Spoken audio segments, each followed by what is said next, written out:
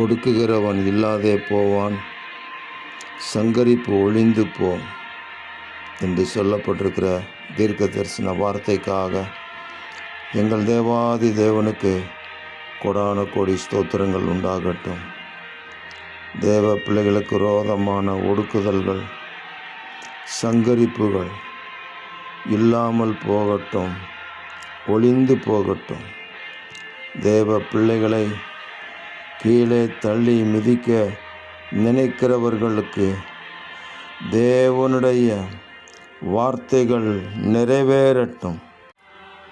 தேவ பிள்ளைகள் ஆண்டவராகிய இயேசு கிறிஸ்துவின் நாமத்திற்கென்று எழும்பி பிரகாசிக்கும்படி தேவரீர் அனுக்கிரகம் செய்வீராக. ஆமென். ஒடுங்கின ஆவிக்கு பதிலாக பரவசமான நாட்களை கர்த்தர் கொடுத்து துதியின் ஆடையை கொடுத்து ஆசீர்வதியும் தேவரீர் அப்படி செய்கிறதற்காக ஸ்தோத்திரம். இரட்சகர் இயேசு கிறிஸ்துவின் நாமத்தில் ஜெபிக்கிறோம் பிதாவே. ஆமென்.